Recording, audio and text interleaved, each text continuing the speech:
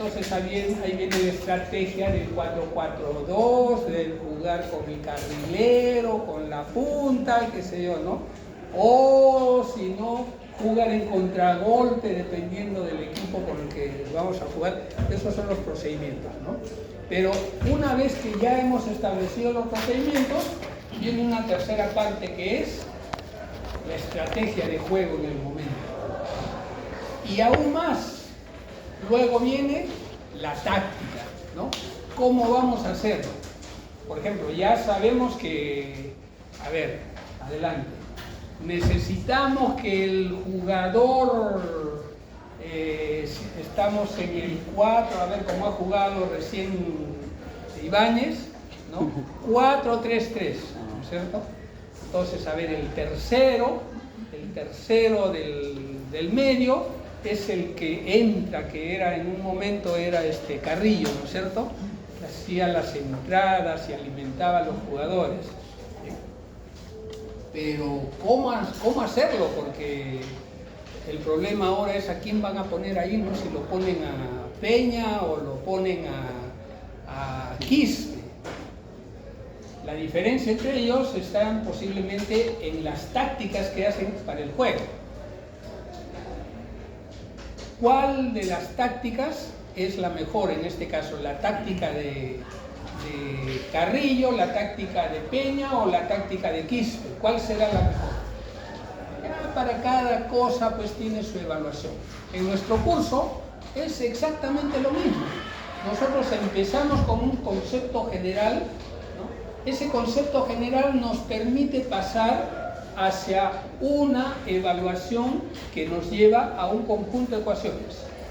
Entonces, cuando nosotros establecemos el conjunto de ecuaciones, estamos estableciendo un panorama global del concepto, ¿no? El concepto, que es verbal, lo hemos convertido en una cuestión matemática, que son las ecuaciones.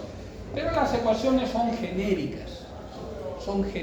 Es como decir, tenemos que meter gol. No es suficiente. Eso es genérico. Entonces vienen los procedimientos. En los procedimientos nosotros establecemos muy bien, estas ecuaciones las vamos a aplicar de cierta manera que nos permitan realizar cierto tipo de cálculos. Ya hemos dado un segundo paso. Luego el tercer paso va a ser para cada caso específico.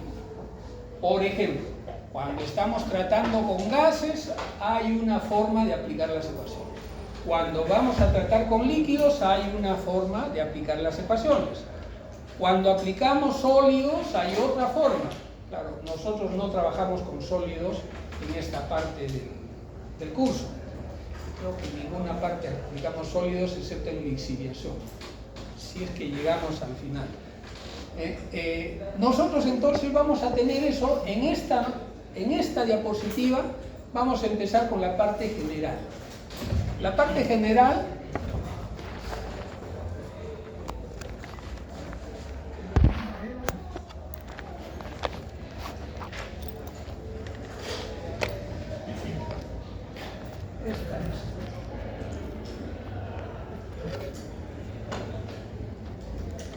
primeramente hemos hablado de cómo es la transferencia de masa, ¿no? Para la transferencia de masa viene la parte conceptual, que está basada en la termodinámica. ¿Recuerdan, no? Que hemos hablado en la clase anterior de que la transferencia de masa requiere conocer un poquito sobre los potenciales químicos?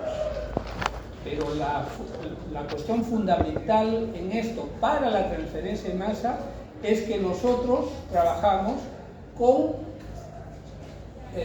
sistemas en las cuales hay una parte que tiene un cierto potencial químico y normalmente ese potencial químico es mayor que otra parte, y el potencial químico mayor fuerza a que haya una transferencia hacia el potencial químico menor. Esa es la transferencia de masa. Y en esta transferencia de masa, con este juego de potenciales químicos, lo que nosotros buscamos es trabajar de alguna manera ¿no? Si es que queremos forzar la transferencia de un punto A a un punto B, lo que necesitamos hacer es forzar el potencial químico mayor en este lado para que empuje hacia este otro lado. Eso, lo hemos dicho en la primera parte, es cuando tenemos fases diferentes. Cuando tenemos fases diferentes, como dice ahí, no depende de las concentraciones, ¿no? Esto lo he puesto porque es un error bastante común de los alumnos, ¿no? Pensar de que las operaciones de transferencia de masa se realizan porque hay diferencias de concentraciones. En algunos casos ocurre así. Esa es una casualidad, ¿no? O una coincidencia tal vez de ese momento. Pero más que la concentración, lo importante es el potencial químico. Puede ocurrir, bueno, sí, que en algunos casos el potencial químico está relacionado con la concentración y en ese caso ocurre que mayor concentración fuerza el traslado hacia otro lado. Pero no siempre es así. Por eso es que acá estoy yo colocando que depende del potencial químico, no de la concentración, ni de la diferencia de concentración entre ellas. Puede ser que en algunos casos haya coincidencia, pero no siempre. Es como decir, qué raro, a mí me da sueño de noche, pero no de día. ¿Qué será? ¿El día hace que no me dé sueño? O sea, ¿es la causa del que haya día a que no me dé sueño? No es la relación directa, ¿no es cierto? Me da sueño justamente de noche, porque de noche, como es oscuro, ya no tengo actividades, entonces pues me relajo, ¿no es cierto? Y me da sueño. Pero si yo no hiciera cosas de día y me relajo igual, me dormiría de día. Muchos de ustedes deben tener la costumbre de hacer una siesta, ¿no es cierto? ¿Por qué hacen la siesta? Porque toman su alimento, ¿no? Y descansan un rato, se relajan y se duermen, ¿no? Otros se duermen de día porque el profesor pues es aburrido y ya pues no aguantan y con el calor no funciona el aire acondicionado, entonces se duermen. Pero es una coincidencia, ¿no? No es porque es de día van a estar despiertos y porque es de noche van a estar dormidos, sino cómo aguantan hasta las 2, 3 de la mañana, 5 de la mañana en una fiesta. A ver, díganme, ¿ah? Ahí sí no les viene el sueño. Eso quiere decir de que sea de noche o que sea de día no es la razón. Igual es acá, ¿ya? El que sea diferente la concentración no es la razón. La razón es el potencial químico. Pero en algunos casos coincide, ¿no? Coincide. Estamos hablando entre fases. Pero dentro de una fase, bueno, dice, la transferencia de una fase a otra se realizará hasta que los potenciales químicos de ambas fases sean iguales.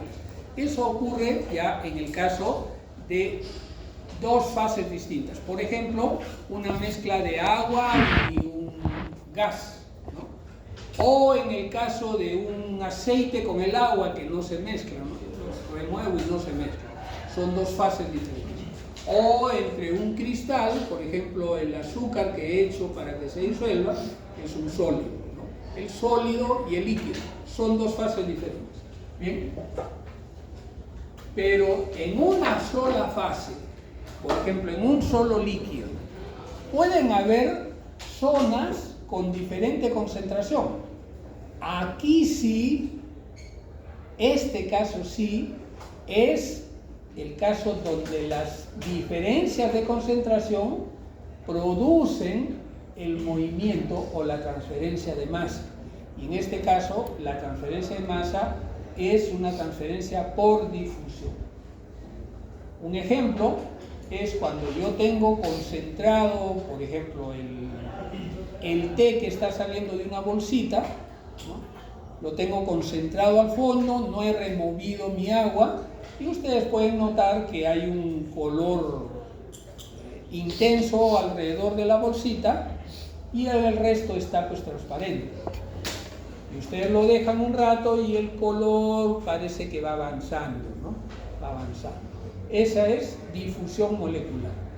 Si ustedes empiezan a remover con su cucharilla, a eso se le llama difusión turbulenta. Turbulenta porque ustedes mecánicamente están moviendo la masa. ¿Ya?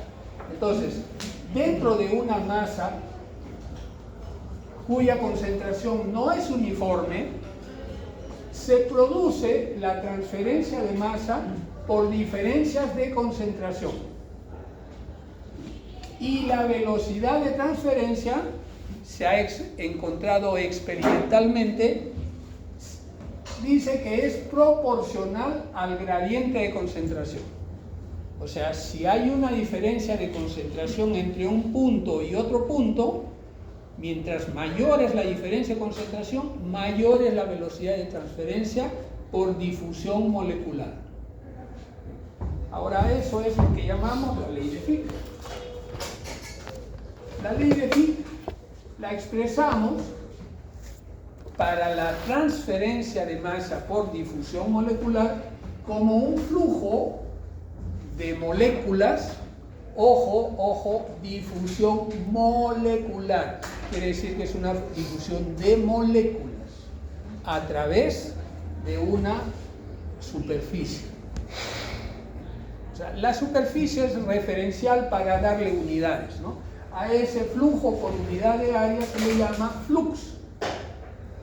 O sea, el flux, por ejemplo, tantas moléculas por metro cuadrado. Eso es un flux. Entonces, la ley de Fick, que expresa lo que hemos dicho acá, ¿no?, es esta ecuación. Fíjense que ya el concepto de lo que hemos venido hablando, ¿no?, lo hemos convertido en una ecuación. Esta ecuación tiene un diferencial, o sea, una ecuación parcial acá, derivada parcial, que representa lo que es un gradiente. Un gradiente, es decir, una diferencia infinitesimal entre un punto A y un punto B, es decir, a lo largo de una dirección Z. Puede ser cualquiera de las tres dimensiones. Y esta es una diferencia de concentración de la sustancia A en una parte del depósito de la masa, y la velocidad de transferencia es proporcional. La proporcionalidad la da esta constante que se llama difusividad. Y el que exista A y B acá significa la difusividad de la sustancia a través de la sustancia B. Quiere decir que este A, ¿no?, se esté escurriendo a través de una gran cantidad de sustancia B. Esta constante depende de la temperatura, naturalmente depende de la sustancia, ¿no? Para una sustancia respecto a B es distinto que respecto a C, distinto que respecto a cualquier otra sustancia. Y obviamente es una constante que se mide en el laboratorio. Listo. Entonces, esta D sub AD es la difusividad de A respecto a B, C sub A es la concentración de A en un punto determinado en la posición Z, y J sub A es el flux relativo a la velocidad molar promedio. ¿Qué significa? Significa que está referido a las moléculas que están alrededor de A, ¿no? A se está moviendo, pero se está moviendo en medio de algo, ¿no? Imagínense, yo me estoy moviendo acá en medio de ustedes. Podría medirse la velocidad de transferencia, ¿no?, de mí a través de ustedes. ¿Bien? Eso es J. Pero como les dije en la clase previa, ese J no es de suficiente utilidad para las cosas que nosotros hacemos en la industria. Lo que necesitamos es no el movimiento relacionado respecto a ustedes, sino el movimiento desde algún punto externo al depósito o al punto donde se está haciendo la medición de los demás actores que hay en esta transferencia. Y es por eso que usamos el término N. N es la forma de medir la velocidad de una sustancia a través, pero relacionado con un cierto punto externo, que es, por ejemplo, relacionado con el equipo, con el reactor, con la tubería o con algo así. Y para eso yo les hice el ejemplo del camión. ¿Recuerdan el camión? ¿No? En este caso yo tengo una velocidad entre ustedes, pero yo podría decir, sí, pero la Tierra se está moviendo alrededor del Sol, qué sé yo. Ya, bueno, eso es una exageración porque eso no nos interesa. Pero si yo pudiera hacer la medición respecto a un cierto punto del equipo en el laboratorio o en la planta, ese tipo de velocidad es lo que nosotros usamos para cálculos reales de operaciones reales en la industria. Y eso lo representamos de esta forma. O sea, el N es la velocidad, igualmente es un flujo, es decir, la velocidad por unidad de área del flujo de las moléculas en esta operación respecto a un punto determinado del aparato. Entonces, yo puedo tener, primeramente, en términos generales, es el producto de la velocidad de cada partícula, ya que este N sub i se refiere a cada uno de los componentes. Puede ser un A, un B, un C, un D, etc., ¿no?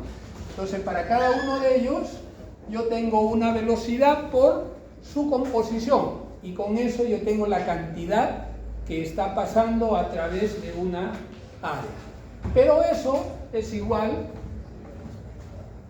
al flux de cada una de las moléculas a través de las otras, más la sumatoria de del producto individual de cada uno de las, o sea, esta X representa una fracción molar, ¿no? Es decir, una forma de concentración multiplicado por la velocidad individual de cada una de ellas.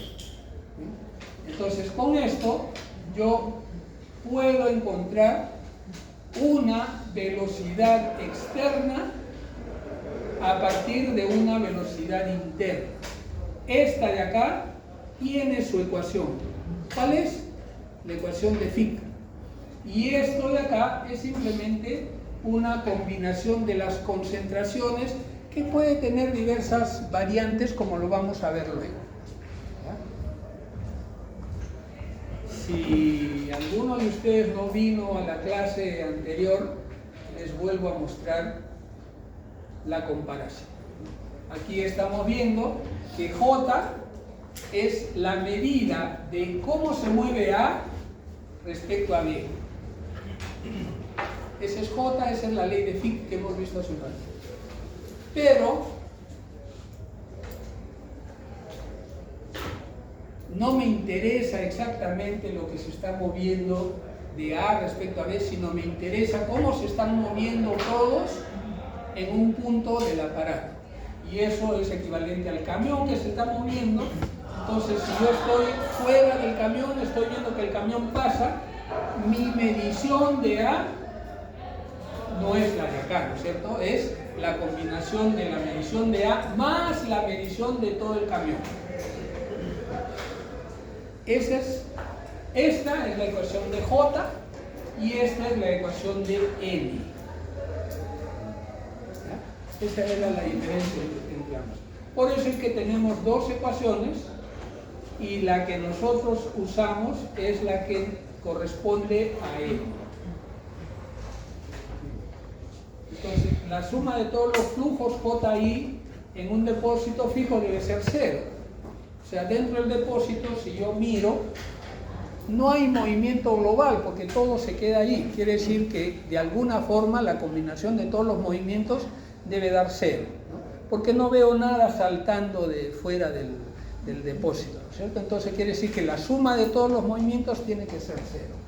Por eso, si yo tuviera solamente dos componentes que se están moviendo, si la suma de los componentes tiene que ser 0, entonces si uno se mueve en una dirección, tiene que moverse en la dirección contraria. Es decir, si yo me estoy moviendo así, mi velocidad es 1 metro por segundo, quiere decir que la velocidad de él es en esa dirección 1 metro por segundo respecto a mí, ¿cierto? Yo respecto a él, 1 metro por segundo. Él respecto a mí, 1 metro por segundo, pero por sentido contrario, ¿cierto? Eso es lo que significa esto de acá.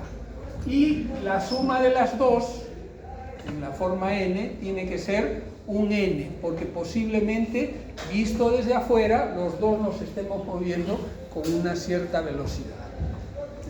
Entonces, miren, estamos avanzando del concepto global a una ecuación y ahora estamos entrando al manejo de la ecuación para prepararnos para un caso general. El caso general lo vamos a obtener si combinamos los términos. Esto tiene su ecuación y esto tiene en función a esto esta relación. Entonces lo combinamos, integramos y hacemos el arreglo de tal manera que vamos a llegar a una ecuación para n sub a.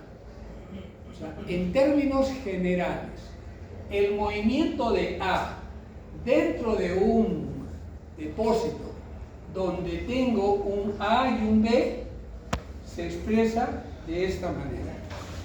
Y esto es la ecuación general de la transferencia de masa por difusión molecular dentro de un depósito. ¿Bien? Entonces, hasta acá hemos llegado con la explicación de la parte conceptual global y hemos llegado a la representación de una ecuación que nos va a permitir a partir de acá buscar las variantes, ¿no? Ahora, ¿cómo jugamos contra Argentina? ¿No? ¿O cómo jugamos contra Bolivia? Bolivia, pues no le vamos a jugar a defender, ¿no es cierto? Tenemos que jugar a atacar. Entonces, para atacar, muy bien, Ibáñez ha probado el 4-3-3 y le ha funcionado, ¿no? Es una función de ataque. Si ustedes ven la mayor parte del partido, van a ver que casi siempre habían 4 de nuestros jugadores alrededor del área de los bolivianos. Casi siempre habían 4. Y esos 4 eran Guerrero, Brian Reina, Polo y Carrillo. Casi siempre habían 4. Y de vez en cuando entraban todavía Trauco por este lado, ¿no? Y más abajo entraba, no sé, el que estaba por el otro lado hacia atrás de volante. O sea que teníamos mucha gente atacando. Es obvio que cuando se tiene mucha gente atacando hay oportunidad para patear al arco, y si se patea al arco se puede meter gol, ¿no? Antes solamente teníamos a Paolo, ¿no? Paolo, que estaba como yo, así mal de la cadera, que no puede jugar, ¿no? Recibe la pelota y se va a dar la vuelta y ¡fum! Le caían 2, 3 jugadores. Así era antes, ¿no es cierto? Recuerden un partido, no sé, con Fossati o con Reynoso. ¿Cómo era? Era así, ¿no? Ponían a un solo delantero, entonces ese delantero pues no tenía oportunidad de patear al arco. Y los que venían de atrás, cuando venían, estaban muy lejos para patear al arco. En cambio ahora ya hemos tenido volumen de ataque. Yo no sé cómo vamos a jugar contra Venezuela, pero yo esperaría que también sea un partido donde haya volumen de ataque, pero esperemos de que tengan la suficiente velocidad para regresar y defender. vamos a verlo más tarde. También hay variantes tácticas en ese caso, ¿no? De repente ya no con el 4-3-3, pero de todas maneras atacar es la única manera de ganar. En este caso nosotros tenemos nuestra ecuación general, ¿ya? O sea, ya estamos listos ahora. ¿Cómo jugamos ante las diferentes opciones? Eso es lo que viene a continuación. Aplicamos la ley del gas ideal. Miren, ya estamos entrando en el detalle de uno de los casos, porque uno de los casos es trabajar con un gas que se difunde dentro de una gran masa de otro gas que no se difunde. Esa es la difusión unimolecular. Entonces, aplicando la ley del gas ideal, tenemos que las concentraciones se pueden expresar en función de una fracción molar. Y la I, ustedes saben que es la fracción molar en un gas. ¿Bien? Y esta C es una concentración que se puede describir con la ecuación del gas ideal, PV igual a nRT. Entonces, la concentración es el número de moles entre un volumen. Y esto nos permite usar la ley del gas ideal. Entonces, en la ecuación general anterior, reemplazamos esta. Esta es la ecuación general, hacemos los reemplazos y vamos a tener una ecuación para uso con gases. Obviamente es uso con gases porque hemos usado la ley del gas ideal. Estamos usando la ecuación general para los gases que son ideales. Entonces, veamos el caso de una reacción, como dice acá, una reacción de gases ideales, en la cual A se convierte en 2B. Este es un caso. Si A se convierte en 2B, quiere decir que cada vez que A avance, ¿no?, tiene que reaccionar para producir 2B. Entonces, esa ecuación la podemos hacer de la siguiente manera. La cantidad de NB, o sea, del B, va a ser 2 veces la cantidad de A, ¿no es cierto? Ya que A se convierte en 2 veces, si A vale 5, 2 por 5 va a ser 10. Entonces, yo tengo acá 2 veces la velocidad de NA, pero con signo contrario porque en este caso A reacciona y desaparece y B aparece. Entonces, los signos son contrarios. Reemplazamos y resulta que esta relación que viene en esta ecuación es menos 1. Por lo tanto, hacemos los reemplazos, lo trabajamos y encontramos esta otra ecuación. Ahora, si me piden calcular la velocidad de difusión molecular, ¿no?, de una sustancia que está reaccionando dentro de un depósito, pero está reaccionando solo por difusión molecular, es decir, no hay agitación, solo por difusión molecular, ¿cuál será la velocidad de reacción? Entonces aquí hacemos los reemplazos, hacemos las equivalencias y con eso calculamos los valores. Hemos encontrado una ecuación para calcular un caso de reacción de tal manera que yo lo puedo aplicar a diferentes escenarios en problemas que puedan venir en la solución, en que requieran la solución. ¿Ya? Entonces, ¿qué cosa es lo que se está presentando acá?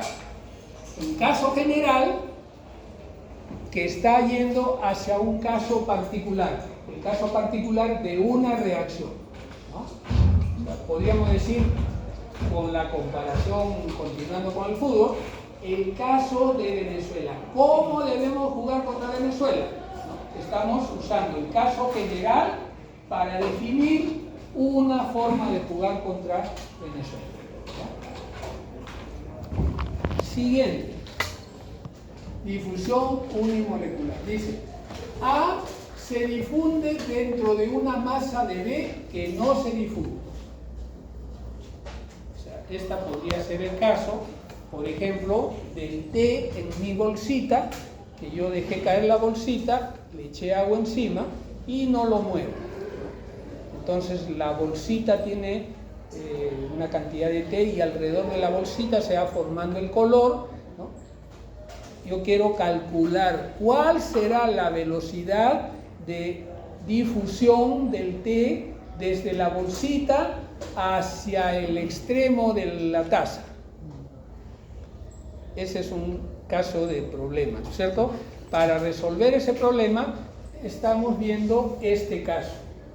O sea, es un caso particular donde ya tenemos el caso general y simplemente vamos a ver cómo aplicamos el caso general para resolver el caso particular. Bien, entonces el caso particular dice, si A se está difundiendo en una masa de B, quiere decir que B no se difunde, por lo tanto su velocidad vale C, no se difunde. Por lo tanto, en esta ecuación, Na entre Na da 1. Reemplazamos en la ecuación general, y si esto es para un caso de gases ideales, usamos la ecuación anterior. La ecuación anterior es esta de acá. Entonces, reemplazando los valores, ya solamente necesito conocer cuál es la concentración en la bolsita, en el borde de la bolsita, y cuál es la concentración en el otro lado de la taza. Concentración en la bolsita, concentración en el otro lado de la taza. ¿Cuál es la constante de la difusión del té en medio del agua? ¿Cuál es la presión? Bueno, en este caso estoy hablando de líquido, pero si fuera, imagínense, gas, entonces necesito conocer la presión total, el valor de R, que es constante, cuál es la temperatura y la distancia que debe de recorrer. Y ya está resuelto el problema.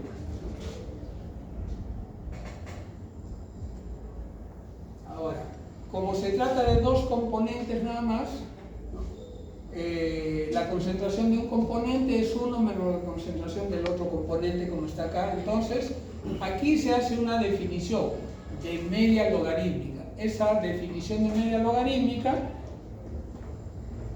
está dada por esto. Esta definición se suele usar en ciertas ocasiones porque la media logarítmica tiene una característica. Cuando las concentraciones son bastante pequeñas, esto se convierte en 1 y desaparece. Entonces me facilita el cálculo para ciertas circunstancias. Entonces, ¿qué cosa es lo que estoy haciendo acá? Estoy presentando un caso y para ese caso estoy viendo cómo lo puedo resolver. Ya se imaginan que con esta ecuación ya yo puedo hacer un montón de problemas que podrían venir en la práctica calificada número 1, ¿no? ¿Se imaginan, no? O sea, ya, si ustedes captaron, entendieron esta parte, por lo menos una de las preguntas de la práctica número 1 ya está resuelta. Ya está resuelta. Como les digo, con fe, ¿no? Pensando, ¿no? Que sí podemos hacerlo. ¿Ya? Listo. Otro caso. ¿Cómo vamos a hacer para jugarle con Paraguay? Es uno de los partidos que viene, ¿no? El que viene inmediatamente creo que es con Ecuador, ¿no es cierto? Pero digamos con el Paraguay, ¿ya? Que es un poco más fácil, creo yo, que Ecuador. Contradifusión equimolar. ¿Cuál es este caso? Es el caso en la que, miren, el nombre lo dice, cuando las dos sustancias avanzan una contra la otra. Este es el caso, miren, adelante, el caso de la difusión unimolecular, que es el caso anterior, es el caso cuando uno de ellos, es decir, el que se difunde, normalmente está en muy poca concentración comparada con el otro, es decir, Supongamos que yo estoy difundiendo el T en medio de una piscina. O sea, hay tanta agua que podríamos decir puede que la piscina no se mueve, ¿no? Pero eso es ya una exageración, porque en una taza es suficiente. Yo puedo decir que el té se difunde unimolecularmente respecto al resto de agua en la taza. Con la taza, el agua pues en realidad no se mueve, ¿no? Es el caso. Pero este caso es cuando la cantidad del que se mueve es bastante grande comparado con el otro. Entonces, si es bastante grande comparado con el otro, quiere decir que ocupa un espacio mucho mayor. Y si uno se mueve, el otro tiene que ocupar su lugar, si no, ¿hacia dónde se mueve? ¿No? O sea, para que se mueva uno, tiene que empujar al otro. Entonces, por eso es que se nota que el otro se mueve en sentido contrario. A eso le llamamos contradifusión equimolar. Equimolar porque si uno avanza, el otro tiene que salir, ¿no? Es como si yo tengo acá 10 alumnos que van a sentarse en las carpetas. ¿Dónde se van a sentar si ya está lleno? Tienen que sacar algunos alumnos, ¿no? Entonces los alumnos que salen tienen que dejar el lugar para los que entran. En ese caso podríamos estar hablando más o menos de una contradifusión equimolar. Y como uno avanza y el otro sale, la velocidad de uno es contraria a la velocidad del otro. En gases o vapores. Entonces, aplicando la ecuación para los gases y vapores, donde Na es el contrario de Nb, entonces para este caso, operando, encontramos que es esta la ecuación, ¿no? Entonces la velocidad es solamente el menos el producto de la difusividad entre RT por el gradiente. Podemos hacer acá una integración y encontramos esta ecuación, esta para en función de las presiones. Ese es entonces otro caso. Otro caso más. ¿Qué será este? Pues Ecuador, ¿no? ¿Cómo es con Ecuador? A este le llamamos multicomponente.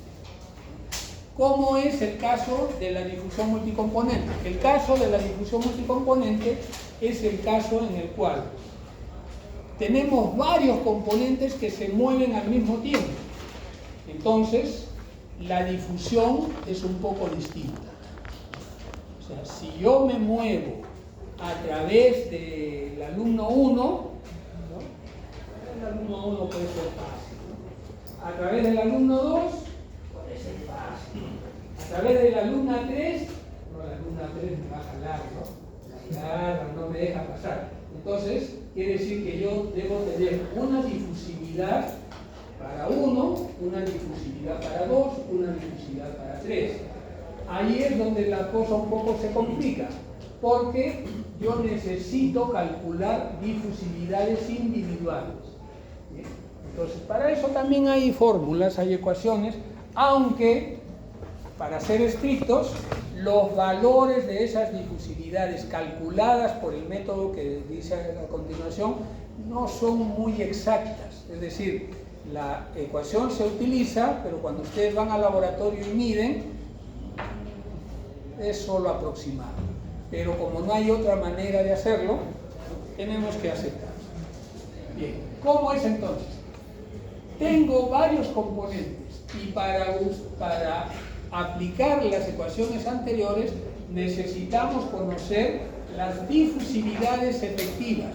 Una difusividad efectiva es una difusividad aproximadamente obtenida a través de las difusividades individuales de cada una de ellas. Miren, esta es una ecuación un poquito complicada, ¿no?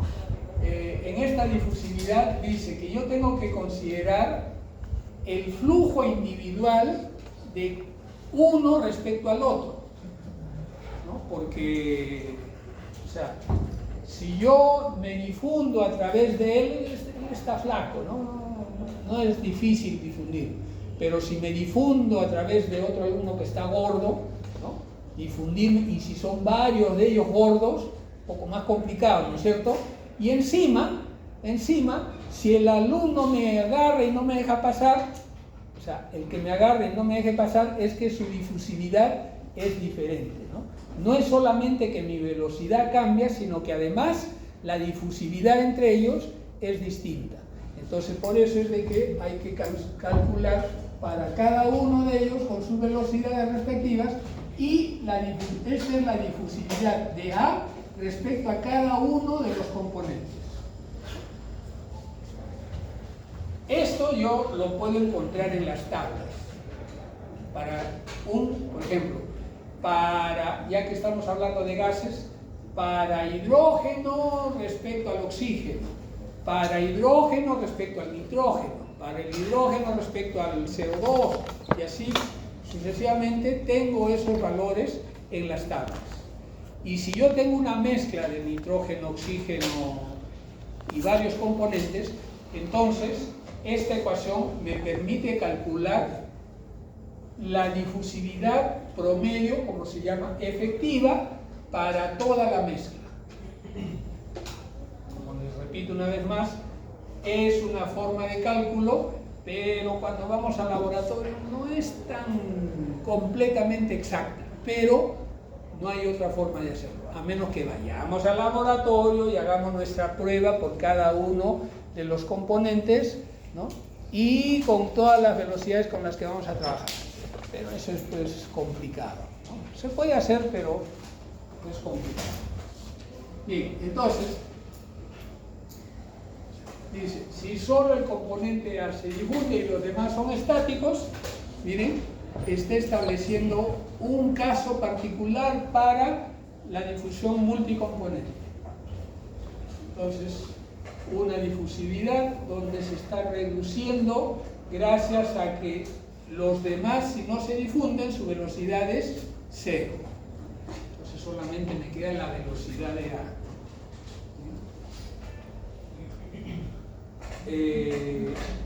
D sub A y son difusividades binarias, es decir, la difusividad de A en un montón de I. O, podríamos decir, la difusividad respecto a B, cuando avance en medio de B. Otra, la difusividad respecto a C, ¿no? Por separado. La difusividad de A respecto a D. Entonces, todas esas son difusividades individuales, medidas por separado. Y con esos valores no trabajamos acá o acá.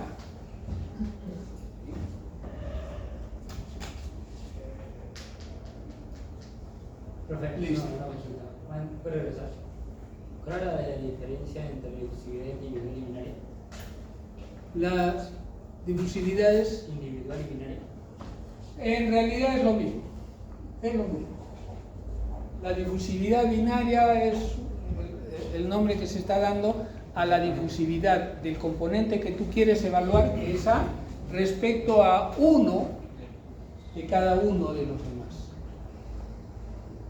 Cuando vimos el primer caso, que era la difusión unimolecular, y usamos un D sub A respecto a B, estábamos usando una difusividad binaria para A y en vez de la I, B.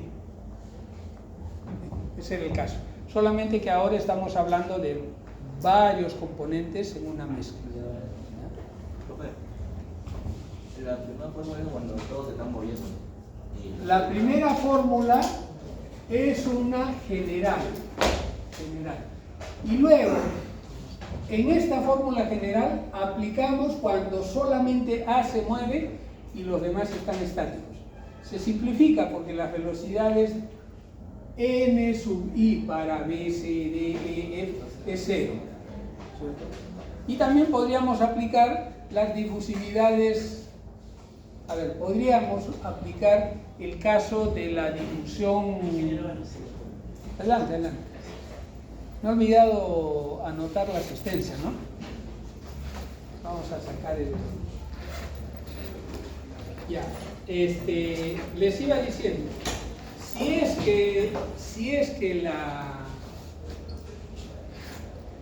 que quisiera ver el caso de la difusión multicomponente para caso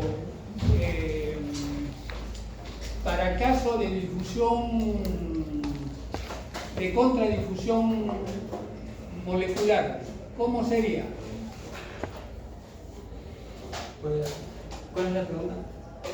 Esto que acabamos de hacer lo hemos pasado para un caso específico de A moviéndose y los demás estáticos, ¿ya? Porque estamos usando el caso de difusión unimolecular.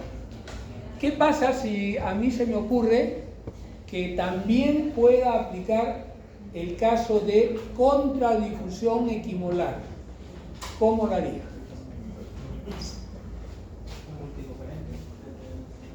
Claro, de multicomponentes.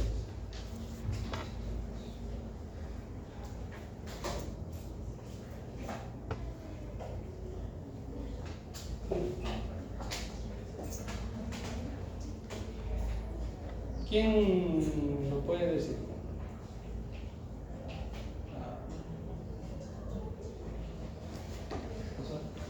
Sería que la difusividad de A, la velocidad sea sume con todas las velocidades de medio de B, se sumen igual a 0. ¿Qué dice? ¿Alguien más que pueda opinar? A ver, por acá que están más frescos que por delante. ¿Qué pueden decir? De multicomponentes, ¿cómo lo podría utilizar? La ecuación molar, el I ya sale como una constante, porque todo es lo mismo. Ya no hay un I sub I, sino va a ser un I sub a una constante. Se puede multiplicar de abajo. Bueno, yo les digo, ese caso sería un contrasentido, ¿no? Porque en el caso de la contradifusión equimolar se supone que hay una gran cantidad de A contra una gran cantidad de B y el movimiento de A desplaza a B. Pero si yo tuviera muchos que están haciendo lo mismo, ¿cómo los puedo desplazar? O sea, tendría que ser que A desplaza a todos los demás, pero los demás ya no pueden desplazar a A, si están siendo desplazados por A. Este caso de contradifusión equimolar es para 2, y no lo puedo extender para más. No hay forma de que yo aplique la ecuación para esos otros casos. A ver, Aguirre. El caso es un solo caso que se puede contrastar contra los otros casos también de la difusión de gases, pero en este caso la diferencia es de que, ojo, la diferencia entre líquidos y gases es que las concentraciones de los gases las podemos representar por medio de la ecuación del gas ideal, ¿cierto? Hay una relación. En cambio, en el caso de los líquidos, no podemos usar la ley del gas ideal, porque la ley del gas ideal no es la ecuación del líquido ideal, no es la ecuación del gas. Por lo tanto, no podemos usar las ecuaciones de gas para líquido. Y en el caso de las concentraciones, no las podemos representar de la misma manera que las representamos en los gases. Esa es la diferencia fundamental. Entonces, cuando yo tengo concentraciones en líquido, solamente puedo esperar a que me den la información directamente. O sea, que me digan hay tantos kilos o moles de sustancia en una cantidad de volumen. Pero no puede ser como en el caso de los gases, que si yo tengo, me pueden dar la temperatura y la presión, me pueden dar la composición, ¿no es cierto? Me pueden dar la concentración misma molar. O sea, hay formas variantes en el caso de los gases, pero en el caso de los líquidos no. Esa es una diferencia importante. Y lo digo porque en semestres anteriores, cuando han habido problemas en las diferentes partes del curso, hay alumnos que todavía siguen con la misma tendencia de usar la ecuación del gas ideal cuando les estoy dando líquidos. No sé por qué. Les gusta la ecuación del gas ideal, ya sé que es bonita, pero solo son para líquidos. Perdón, solo son para gas. ¿Ya? Entonces, ahora, si es que estamos hablando de líquidos, la concentración la estamos dando de una manera diferente. La concentración la podemos dar con la densidad, y la densidad es una forma de dar concentración. Las composiciones son composiciones como fracción molar, pero es una fracción molar donde la densidad es la forma de dar la composición. Rho es la densidad, m es el peso molecular promedio en cada molécula. Para una difusión unimolecular, es decir, la ecuación general anterior la utilizamos reemplazando valores para que pueda aplicarse las ecuaciones para gases. Entonces aquí tenemos la forma de representar. También en el caso de los líquidos se puede encontrar lo que se llama una media logarítmica de las composiciones. Esto es útil cuando las composiciones son bastante pequeñas, porque la media logarítmica es equivalente o muy parecida a una de las composiciones, la composición más abundante. Para el caso de la contradifusión equimolar, también aplicamos lo que se aplicaba para los gases. En este caso son las concentraciones en el líquido, que también requieren una aplicación de esta forma. Solamente son diferentes ecuaciones. Y bueno, acá indica que en el libro de Perry hay correlaciones para las difusividades para gases y líquidos. La difusividad depende de la temperatura, no depende de la presión. Ojo, o sea, puedo tener cualquier presión, pero no depende de la presión, depende sí de la temperatura. Y, como era de esperarse, la difusividad entre gases es mucho mayor comparada con la difusividad de líquidos. Esto les debe servir a ustedes para tener referencias, ¿no? Referencias. Es decir, si ustedes hacen un cálculo de velocidad de difusión, esto lo digo porque en algún momento van a resolver problemas, se van a encontrar valores y ustedes tienen que preguntarse seguramente, ¿no puede haber equivocado en algún sitio? ¿Será este el valor? ¿No? Entonces ustedes pueden tener una referencia, porque las referencias de difusividades, o sea, de velocidades de difusión de los gases, son por lo menos 1000 veces más grandes que las difusividades en los líquidos. Quiere decir que si los dos se ponen en carrera, ¿no?, en un líquido y en un gas, la sustancia en el gas va a correr mucho más. Las difusividades por lo general tienen valores bastante pequeños en números, en los dos casos. Por ejemplo, una difusividad podría ser en número 2 por 10 a la menos 9. Claro, eso no tiene ninguna significación que me digan un número, ¿no? Pero si yo estoy hablando de una relación entre líquidos y gases, si a mí me dan 10 a la 9 para un gas y yo quiero la misma sustancia para el líquido, ¿qué valor podría tener la difusividad? Solamente para tener una referencia. Si yo estoy diciendo que puede ser 1000 veces, quiere decir que por lo menos tengo que quitarle 3 ceros, ¿no es ¿cierto? O aumentarle 3 ceros. Sería 10 a la menos 12, ¿no? Es un número muy pequeñito en número. Cuando ustedes hacen sus cálculos, seguramente van a encontrar que las difusividades en moles por metro cuadrado pueden estar en el orden de 10 a la menos 5, por ahí, ¿no? 10 a la menos 5. Moles por metro cuadrado por segundo. Esos son valores típicos. Es bueno tener las referencias, ¿no? Porque ustedes hacen los cálculos y, por ejemplo, si ustedes están encontrando un valor como 1500 o 7000 o 5 por 10 a la 20, ¿no? Deben tener la idea de que eso debe estar fuera de rango, ¿no? En algún sitio me he equivocado, tengo que revisar.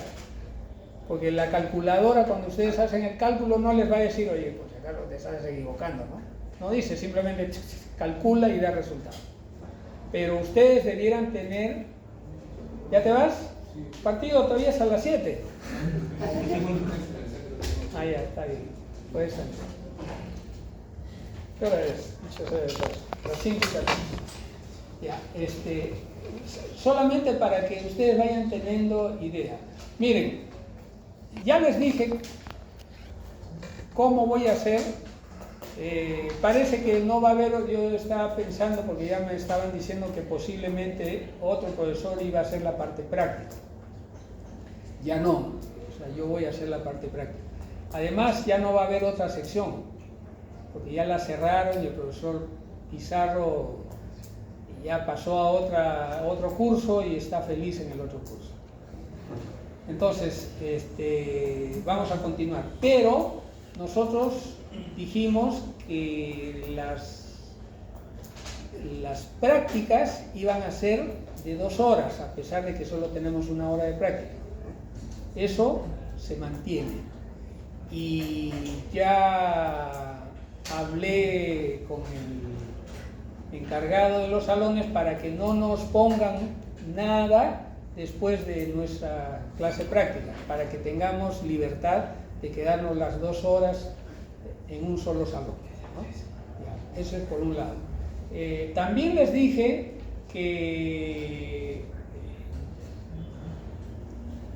las prácticas, los problemas que vayan a venir en las prácticas, mi deseo es de que la solución del problema también les sirva a ustedes para aprender. Entonces, los problemas no son, generalmente yo no pongo problemas para reemplazar valores en las ecuaciones, ¿no? Porque eso no ayuda a nada, ¿no? Para eso, o sea, se lo damos a los cachimbos, ¿no? Que todavía no han aprendido gran cosa. En cambio, para ustedes, los problemas van a ser problemas donde ustedes primero tengan que interpretar el problema, qué cosa es lo que quiere el profesor, qué me pide, ¿no? ¿Qué es lo que debo hacer? En base a la evaluación, ustedes establecerán ciertas condiciones, ciertos valores o ciertas cosas que requiere el problema. Y solo después de eso, ustedes pueden escoger las ecuaciones correspondientes y hacer los reemplazos. Eso significa que es muy importante para las prácticas calificadas y para los exámenes que vayan a ver, que ustedes conozcan bien la teoría, o sea, la parte conceptual, ¿ya? Otro ejemplo, el del fútbol, ¿no? El concepto es que ustedes metan gol al equipo contrario, no van a meter autogol, ¿no es cierto? ¿No? Los chiquititos a veces se ponen a jugar y patean donde sea y no ven hacia dónde patean y meten autogol, ¿no? Pero ustedes tienen que tener el concepto claro y la base teórica de lo que estamos estudiando, de tal manera que eso les ayuda a resolver el problema. Y las ecuaciones, están viendo que hay varias ecuaciones. Les he recomendado que las ecuaciones las pongan en sus calculadoras. Si no tienen sus calculadoras en este momento, esas que son programables, consíganse las calculadoras programables para cuando vayan a dar las prácticas o exámenes, porque ahí tienen que meter todo, ¿no? Como ya les dije, no sé cómo se hace, pero ya he visto que hay alumnos que meten ahí hasta las diapositivas de clase, ¿no? Los PDFs, ¿cómo se hace? No lo sé. Pero metan todo eso. Yo no me preocupo si es que paso y les veo ahí que están con toda la diapositiva de clase viéndola ahí. No me preocupo, ¿por qué? Porque mi preocupación es concentraciones en el punto 1 y en el punto 2. ¿Cuál es el punto 1 y cuál es el punto 2? Está determinado por Z. O sea, Z debe haber en un punto donde Z vale 0, ese es el punto 1. Y el punto 2 a una cierta distancia. ¿Cuál es esa distancia? Dependerá del problema. Y justamente ahí viene un ejercicio donde vamos a ver esas cosas porque es un problema de difusión. Un cristal de sulfato de cobre, CuSO, ahí falta un 4 detrás del O, porque es el sulfato, SO4. 5H2O significa que son 5 moléculas de agua, es un cristal hidratado. Ustedes han visto el sulfato de cobre. ¿Qué color tiene? Medio celeste. Celestito, ¿no es cierto? Ese cristal azul es el sulfato de cobre 5H2O. Cuando yo le quito ese 5H2O, o sea, lo seco, el cristal es blanco. Entonces, ese es el sulfato de cobre se utiliza como desecante. Desecante, o sea, se pone en un lugar blanco y va absorbiendo la humedad. Entonces, cuando ya está azul, quiere decir que ya se saturó y hay que cambiarlo. Es decir, hay que calentarlo para que se le vaya el agua y volver a ponerlo para que se vuelva a absorber y ponerlo. Creo que es para absorber la humedad. ¿Ah? Para absorber la humedad. Para absorber la humedad. Listo, dice, un cristal de sulfato de cobre cae en un tanque de agua pura a 20 grados centígrados. Calcule la rapidez con el cual se disuelve el cristal y calcule el flux de sulfato de cobre de la superficie del cristal hacia la solución. Vayan entendiendo lo que está diciendo. La difusión molecular sucede a través de una película de agua uniforme de 0.0305 milímetros de espesor. Alguien tiene que haberlo medido así con esa precisión. En la parte interna de la película, adyacente a la superficie del cristal, la concentración del sulfato de cobre es su valor de solubilidad, que es 0.0229 como fracción molar del sulfato de cobre. Ojo que este dato que se da en este problema, en otros problemas normalmente no se da. Y esa es una de las cosas que ustedes tienen que saber. Lo voy a explicar luego.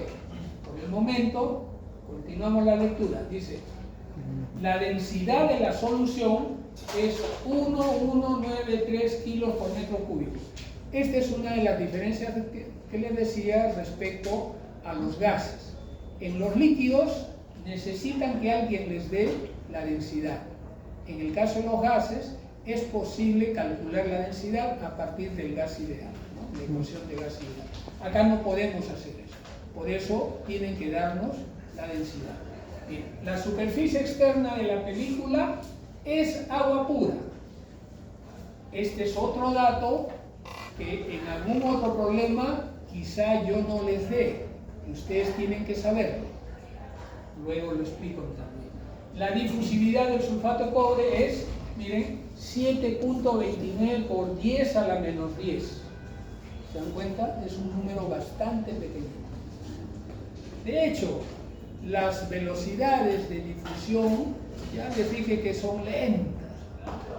O sea, nosotros no ponemos a ver cómo se difunde y me sale la barba, el pelo se me pone más canoso y todavía no llega al otro lado, ¿no? Porque la difusión molecular es muy lenta. Por eso es que no la usamos en la industria. La tenemos que estudiar porque es necesario para ciertos fenómenos, como por ejemplo ustedes lo van a estudiar en cinética, seguramente, cómo se difunde la sustancia en un catalizador y una vez que se ha hecho la reacción, cómo se difunde de salida. Eso es algo que ustedes van a estudiar en cinética, pero acá necesitamos conocer cómo es el fenómeno. Bien. Bien, entonces, para resolver este problema, entendemos que debemos calcular la rapidez de la disolución del cristal. Para que el cristal se disuelva, tiene que difundirse desde el sólido hacia el líquido. Si no se difunde, no se disuelve. ¿Bien? Luego, tenemos que calcular el flux de sulfato de cobre, es decir, el flux es la cantidad de moles o kilomoles que están atravesando un área referencial que para nosotros es 1 metro cuadrado, 1 centímetro cuadrado, en fin, dependiendo de las unidades con las que vamos a trabajar. ¿Sí? Y también el flux de agua. ¿Por qué el flux de agua? Si se está difundiendo en una piscina que no se mueve. Ojo, hay que interpretar el problema, ¿no es cierto? Acá dice que también tenemos que calcular el flux de agua. ¿Por qué tenemos que calcular el flux de agua? Está reemplazando las partículas, van a ocupar el espacio que están ocupando esas partículas de agua. Pero es un cristalito en medio de una tremenda piscina. Ni se va a notar lo que se está moviendo. Pero hay que calcular por qué. ¿Por qué? ¿Por qué? Muy simple. Cuando se disuelve el cristal, el sulfato de cobre se divide, ¿no? QSO4. Y el agua que tenía se disipa en el agua. Entonces, esta cantidad de agua es la que se va a difundir. No el agua que está en la piscina, ¿no? Sino esta cantidad de agua. Profe, no lo entendí bien, o sea, el sulfato de cobre... El sulfato de cobre se va a disolver. Se va a disolver, claro. Cuando se disuelve, El agua primero el sulfato de cobre se ioniza, ¿no es cierto? El cobre más y el sulfato menos. Ajá. Más 5 moléculas de agua que se sueltan del cristal. Por eso es que dice que esas 5 moléculas también se van a difundir. Agua a 20 grados centígrados, una atmósfera. Bien. Entonces este es un diagrama. Este es el cristal, ¿no? La superficie del cristal. Nos han dicho que hay una película de 0.0305 milímetros y aquí es donde se va a producir la difusión. El cristal se supone que es sólido, pero en un instante una partecita de una molécula se va a pasar a la película. ¿Cómo va a pasar a la película? Una cantidad de sulfato de cobre y una cantidad de agua. Esa agua es el agua que venía junto con el cristal. Y esta parte de acá, de la película, se supone que la difusión aquí es hacia el borde externo de la película. O sea, sale de acá y llega hasta acá.